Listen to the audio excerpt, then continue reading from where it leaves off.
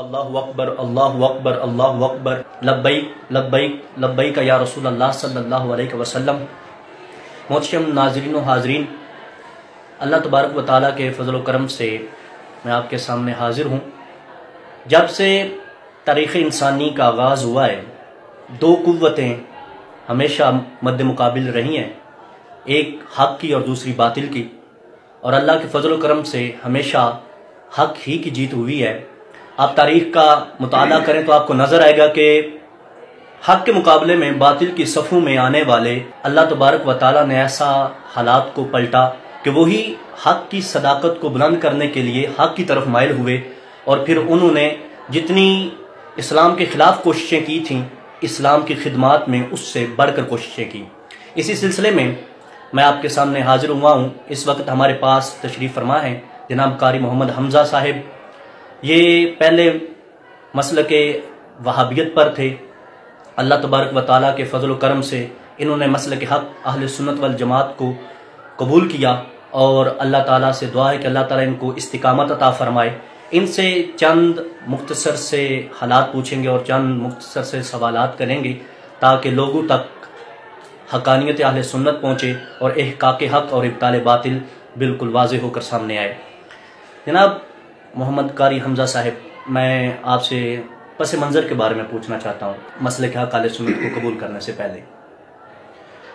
جی، سب سے پہلے تو یہ عرض کروں گا کہ ہمارے خاندان میں کیونکہ جو ننیال وغیرہ خاندان ننیال والا، تو اس میں تمام ان کے جید علماء ہیں وہابیت میں، تو جس میں سرفہرست سب سے پہلے میرے نانا جی حافظ محمد ابراہیم حافظ آبادی، جو کہ جامعہ اسلامیہ نیائی چوک میں شیخ الحدیث ہیں، اور اس کے بعد میرے مامو جان مولانا عبدالستار انجم صاحب، وہ شیخو پورہ میں مرکزی جمعیت اہل حدیث کے وہ امیر ہیں، اور خالہ زاد بھائی میرے قاری سمیع اللہ ساجد صاحب، وہ پورے پاکستان کے چیئرمین ہیں ان کے مرکزی جمعیت اہل حدیث کے، اور اس کے علاوہ میں خود بھی اپنے علاقے گجرانوالہ کا ناظم اعلیٰ ہوں۔ آپ نے درسیات کہاں سے پڑھے ان کے یہاں؟ جی، سب سے پہلے میں نے 4 سال جامعہ سلفیہ فیصل آباد میں پڑھا، اور اس کے بعد میں نے 2 سال دارالعلوم محمدیہ لنڈا بازار شیخو پورہ میں پڑھا، اور اس کے بعد دورہ حدیث جو بخاری شریف سب سے پہلے عمر صدیق صاحب سے پڑھا، اور اس کے بعد اپنے نانا جی جو عمر صدیق صاحب کے بھی استاد ہیں حافظ ابراہیم حافظ آبادی صاحب، ان کے پاس پڑھا۔ ماشاءاللہ، یہ درسیات آپ نے باقاعدہ سندیں بھی اس کی حاصل کی؟ جی الحمدللہ، لیکن جو بخاری شریف کی سند ہے نا، وہ اس کی تصدیق رہ گئی تھی، تو میں نے اپنے نانا جی سے دی، تو اس کے دوران ہی یہ معاملہ ہوگا، تو انہوں نے مجھے تک یہ خبر پہنچی ہے کہ انہوں نے اسے ضائع کر دیا ہے، اس وجہ سے کہ کہیں یہ نہ ہو جائے کہ ہماری سند کسی کے پاس چلا جائے اور وہ پروف کرے کہ میں ان کے پاس پڑھ کر آیا ہوں۔ تو آپ کا کیا معاملہ ہوا؟ آپ کس طرح آپ نے اہل سنت کی طرف آئے؟ وجوہات اس کی کیا ہیں؟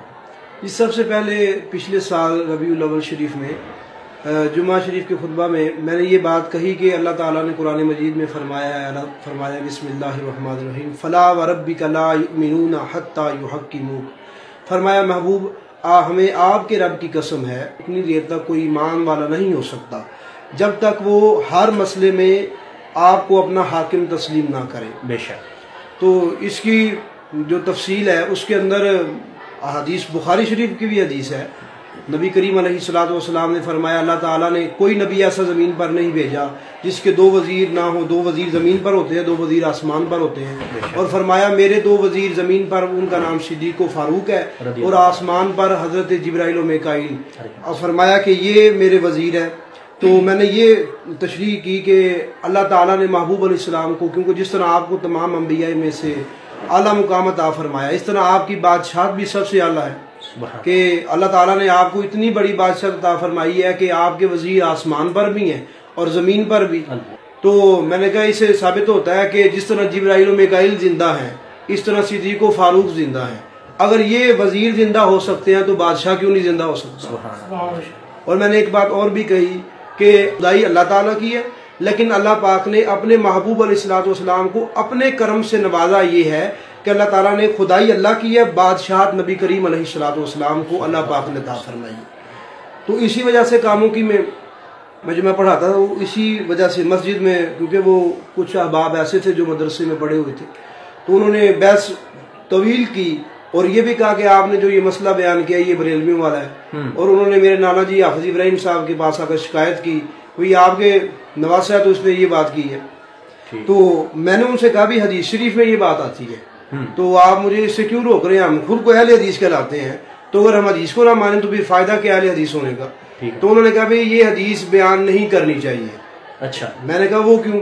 حالانکہ سند کے لحاظ سے بھی ٹھیک ہے، اور امام بخاری جس پر آپ کا اتنا ایمان ہے کہ آپ کہتے ہیں کہ ان کے علاوہ کوئی حدیث بیان کرے، وہ ہمارے نزدیک قابل قبول ہی نہیں ہے. بالکل. آپ خود انہیں ائمہ مجتہدین میں کہتے ہیں کہ ان کی بات بالکل ٹھیک ہے، بخاری شریف کے اوپر اندھا دھندھا آپ اعتماد کرتے ہیں، حالانکہ کسی حدیث میں بھی نہیں آیا یا کسی قرآن کی آیت میں بھی نہیں آیا کہ قرآن کے بعد بخاری شریف کا درجہ ہے. ایسے ہی یا کسی حدیث میں سرکار نے فرمایا ہو کہ بھئی بخاری شریف وہ کتاب ہے جس کا درجہ قرآن کے بعد ہے، اور یا یہ فرمایا ہو کہ بات ماننی ہے تو صرف بخاری کی مانی، کسی اور کی نہیں ماننی. ہاں جی، یہ بات تو کہیں بھی نہیں آئی. تو میں نے کہا پھر سب سے بڑی بات یہ بدعت ہوئی.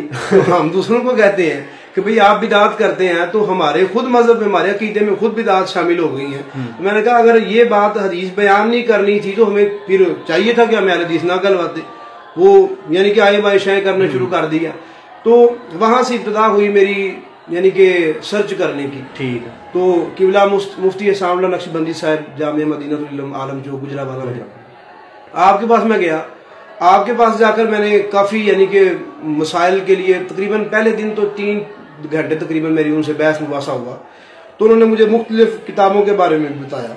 تو پھر ایک بات اور جو میں نے یہ کرنی ہے کہ اللہ اور اس کے رسول صلی اللہ علیہ وسلم کے فضل و کرم سے مجھے ایک روحانی فیض ملا ہے. ماشاءاللہ، روحانی فیض. ہاں جی، کہ اللہ تعالیٰ نے، میں نے جب استخارے کی نیت سے جو نیت کی تھی، دعا کی تھی کہ اللہ پاک مجھے ہدایت کا رستہ عطا فرمائے، تو استخارے کی نیت سے میں نے جب وہ استخارہ کیا تو اس میں مجھے بزرگ نظر آئے، نورانی چہرے والے، اور وہ سفید اماموں میں تھے سب حضرات، لیکن انہوں نے جو امامہ باندھا ہوا تھا شکل سے ایسے لگ رہا تھا کوئی بادشاہ کھڑا ہوا ہے. سبحان اللہ. تو اس طرح ماحول تھا کہ مجھے سمجھ نہیں آ رہی تھی. باغ تھا، سفید امامے والے لوگ بیٹھے تھے، تو میں پریشان تھا کہ میں جاؤں کس طرح. تو اچانک کسی نے کندھے پر ہاتھ رکھا پیچھے سے، تو میں نے دیکھا تو وہ بزرگ کھڑے تھے، کیونکہ مجھے ان کی پہچان نہیں تھی پہلے. تو انہوں نے مجھے کہا کہ حضرت صاحب آپ کیوں پریشان ہوتے ہیں؟ یہ جو سامنے رستہ جا رہا ہے نا، یہ ہمارا رستہ ہے، یہ کامیابی کا رستہ ہے، اس پر چلے جائیں جنت پہنچ جائیں گے. سبحان اللہ، ماشاءاللہ. اور جب میں نے تحقیق کی تو پتہ چلا وہ حضرت پیر سید شبیر حسین شاہ حافظ آبادی رحمۃ اللہ علیہ آپ کی ذات تھی. ماشاءاللہ. آپ کو پتہ ہے کہ جب بندہ راہ راست پہ آتا ہے نا تو اس کو مشکلات کا سامنا کرنا پڑتا ہے. صحابہ کرام کی ہم سیرت کو دیکھیں تو ہمیں بہت سارا نظر آتا ہے. جی بے شک. تو ظاہری بات ہے آپ بھی ایک جہان کو چھوڑ کے اسلام کی طرف آئے ہیں، تو آپ کو بھی یقیناً مشکلات کا سامنا کرنا پڑا. جی بالکل. سب سے پہلے یہ ہوا کہ گھر والوں نے، یعنی کہ والدہ میری اور والد صاحب تو وہ پہلے سنی ہے والد صاحب، تو والدہ کی طرف سے کچھ ہوا کہ وہ بھی ہمارے خاندان والے کیا کہیں گے، حالانکہ وہ بھی پڑھی لکھی ہیں، کوئی بالکل تو نہیں نہ ہے. تو انہوں نے مجھے کہا کہ بھی خاندان والے کیا کہیں گے، ہمارا خاندان صدیوں سے آ رہا ہے. انہوں تو نہیں پتا تھا کہ صدیوں سے نہیں آ رہا، یعنی کہ انہوں نے کہا جب سے ہم نے سنا دیکھا ہے یہی سب اہل حدیث ہیں، وہابی ہیں، تو بھائی یہ عقیدہ تم کس طرح اپناؤ گے، تو خاندان والے میں کیا کہیں گے. لیکن وہ 1 مہینے تک تھا، الحمدللہ میں نے انہیں قائل کر لی ہے، وہ ٹھیک ہو چکے ہیں گھر والے. اس کے بعد جو ننیال والے وغیرہ ہیں ان میں سے، اور قریب 2 مہینے پہلے میرا جو یہ ٹخنا توڑ دیا تھا اس وجہ سے کہ میں نے یہ مسلک اہل سنت کو قبول کیوں کیا ہے. اچھا، آپ پر باقاعدہ حملہ ہوا ہے؟ جی بالکل. کس جگہ کے تھوڑی ڈیٹیل بتائیں گے آپ؟ جی یہ داتا دربار کے باہر، میں دعا کر کے باہر آ رہا تھا، تو میں ادھر شادی میں آیا ہوا تھا، تو خود میرے باقاعدہ مجھے پتا ہے وہ امیر میرے ماموں جان ہے جنہوں نے یہ اپنے آدمی بھیجے ہیں، تو جس کی وجہ سے میرا وہ ٹخنا ٹوٹ گیا. اور الحمدللہ اللہ رسول کا اتنا فضل و کرم ہے، وہابیت میں پہلے میرا 1 دفعہ ٹخنا ٹوٹا تھا، وہ 6 ماہ میں ٹھیک ہوا تھا. اللہ رسول کا اتنا فضل و کرم ہے، ابھی 2 مہینے پورا نہیں ہوئے تو میں کھڑا بھی ہوں. تو قبلہ مفکر اسلام کنز العلماء ڈاکٹر محمد اشرف حاصل جیلانی دامت برکات العالیہ، عقیدہ توحید سیمینار، جی یہ قبلہ کے ماشاءاللہ بہت ہی مشہور پروگرام ہے، اور ان میں بہت سارے لوگ راہ راست پر آئے. ان کے بارے میں آپ کیا کہتے ہیں؟ آپ نے قبلہ کے دلائل سنے، اس کے بارے میں آپ کیا روشنی ڈالیں گے؟ جی سب سے پہلے تو میں نے آپ کے قبلہ کے جو عقیدہ توحید سیمینار ہے، اور سب سے پہلے وہ جس میں قبلہ عمر فاروق توحیدی صاحب ماشاءاللہ اللہ پاک آپ کو مزید برکت عطا فرمائے، جس میں آپ نے اپنا اہل سنت ہونے کا اعلان کیا تھا، وہ سنا تھا. اور اس کے بعد ہے یہ جو پچھلے 3 سال ہیں یہ بھی سنے ہیں. اور اس کے علاوہ میں نے 2 خطبہ جمعۃ المبارک خود لائیو بیٹھ کر سامنے بیٹھ کر سنے ہیں قبلہ کے. اور اس کے علاوہ بھی کافی گفتگو آپ نے سنی ہے، اور جو آپ کے رسائل ہیں پچھلے جو گزر چکے ہیں ان کے سیمینار کے، وہ بھی سنے ہیں، میں نے پڑھے ہیں میں نے، تو الحمدللہ ان سے بھی کافی فیض حاصل ہوا ہے۔ اس کے علاوہ تحقیق کے میدان میں حضور تاج الشریعہ رحمہ اللہ آپ کے بعد اگر کسی نے مضبوط طریقے سے علمی لحاظ سے اہل سنت کو اگر کسی نے ڈھانپا ہے اور سہارا دیا ہے تو وہ میں نے ڈاکٹر صاحب سے دیکھا ہے، یعنی کہ آپ نے وہ بات دیکھی ہے۔ اور سب سے بڑی بات جو میں کہنا چاہتا ہوں وہ یہ ہے کہ وہ تعریف وہ ہوتی ہے جو دشمن کرے۔ بے شک، تو میں نے یہ ساتھ چڑھ کر بولے تعریف وہ جو دشمن کرے۔ ہاں جی، بے شک بے شک۔ وہ میں نے جامعہ مدینہ العلم میں یہ بات دیکھی جب استاد گرامی مفتی سامنا نقشبندی صاحب ماشاءاللہ اللہ آپ کو مزید برکت دے، آپ بخاری شریف کا درس ارشاد فرماتے ہیں، تو مجھ سے کہنے لگے بھی حضرت صاحب آپ نے دورہ حدیث کیا ہوا ہے؟ میں نے کہا جی الحمدللہ 2 دفعہ کیا ہوا ہے۔ تو مجھے فرمانے لگے آپ عبارت پڑھ کے میں سنائیں، تو میں نے پڑھا تو کہنے لگے آپ نے ویسے دورہ حدیث کیا ہوا ہے؟ میں نے کہا جی الحمدللہ 2 دفعہ کی ہے۔ تو کہنے لگے آپ عبارت پڑھتے تو ہیں لیکن اس میں غلطیاں بہت زیادہ ہیں۔ تو میں نے کہا بات یہ ہے کہ مجھے اس بات پر وہاں پر سند دی گئی تھی اس جامعہ میں سے وہابیت میں کہ بھئی سب سے اچھی سند پڑھنے والا یہ بچہ ہے، سب سے اچھی عبارت پڑھنے والا، جی سب سے اچھی عبارت پڑھنے والا۔ تو میں نے دیکھا جب انہوں نے کہا ہمارے طالب علم کو دیکھیں کہ وہ کس طرح پڑھتا ہے، جب میں نے اس طالب علم کی منہ سے عبارت پڑھنی جو اس نے شروع کی میں نے سنی، تو خدا کی قسم میں نے جتنی عبارت وہ اچھی پڑھ لیتا ہے ہمارے اساتذہ بھی نہیں پڑھ سکتے۔ اللہ اللہ اللہ۔ اور خود کو اہل حدیث دعویٰ یہ ہے، یعنی خود کو یہ کہتے ہیں کہ علم کے سمندر پہاڑ ہم ہی ہیں، اور عبارت کا یہ عالم کے بقول آپ کے اساتذہ کو بھی ویسی عبارت نہیں آتی جیسی عبارت اہل سنہ والجماعت کے طلباء پڑھتے ہیں۔ جی ماشاءاللہ ماشاءاللہ۔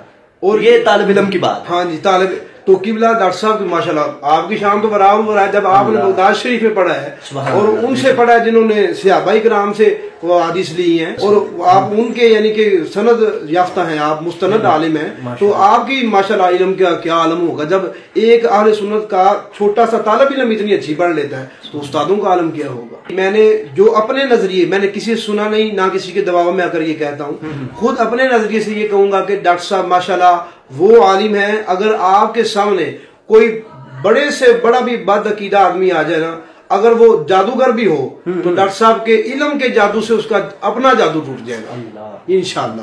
اللہ کے فضل و کرم سے حضور صلی اللہ علیہ وسلم کی نگاہ کرم سے یہ ملا ہے آپ کو کہ ماشاءاللہ آپ نے اتنا کام کر رہے ہیں، میں دیکھ رہا ہوں ابھی میں نے جامعہ دیکھا ہے ماشاءاللہ، اور بغیر کسی ڈالر کسی ریال کے بے شک ماشاءاللہ باہر سے کوئی امداد نہیں آتی، تو آپ نے خود پاکستان میں خود کو اس طرح مستحکم کیا کہ آپ نے اتنے کم عرصے میں اور اتنا 24 گھنٹے میں آرام بھی نہیں کرتے اور آپ اس طرح ماشاءاللہ سرکار کے دین کو پھیلا رہے ہیں ماشاءاللہ، اور امید کرتا ہوں انشاءاللہ مزید بھی آپ اس طرح کرتے رہیں گے، اللہ آپ کو مزید برکت عطا فرمائے، آمین بجاہ نبی الامین۔ ناظرین سنا آپ نے، یہ اللہ تبارک و تعالیٰ کی خاص قبلہ مفکر اسلام کنز العلماء ڈاکٹر محمد اشرف آصف جلالی صاحب پر نگاہ کرم ہے کہ اللہ تعالیٰ نے اتنی کوالٹیوں سے اور اتنی خصوصیات سے نوازا ہے۔ اس وقت آپ نے گفتگو سنی حضرت علامہ مولانا محمد حمزہ قاری صاحب کی، اور آپ دیکھ لیں کہ اللہ تبارک و تعالیٰ حق کو خود بلند فرماتا ہے، اور یہ ہمارے لیے قابل فخر بات ہے کہ ایک ہوتا ہے عام بندہ، جاہل بندہ جس نے درسیات اور دین کو زیادہ نہیں پڑھا ہوتا، اور ایک ہوتا ہے کہ جس نے پڑھا ہو پھر 2 مرتبہ دورہ کیا ہو، تو دیکھ لیں ان کا دورہ چھٹ گیا اور اللہ تبارک و تعالیٰ نے ان کو سرکار صلی اللہ علیہ وسلم کی غلامی کا دورہ عطا فرما دیا ہے۔ میں اللہ تبارک و تعالیٰ سے دعا کرتا ہوں کہ اپنی مزید رحمت کے صدقے حضور مفکر اسلام کنز العلماء ڈاکٹر محمد اشرف آصف جلالی کو مزید ترقی عطا فرمائے، اور آپ کے علم میں، حلم میں، کاروبار میں، مال میں، جان میں، عزت میں، آبرو میں خیر برکت کا نزول فرمائے، اور علامہ صاحب کو مسلک حقہ اہل سنہ والجماعت پر استقامت عطا فرمائے۔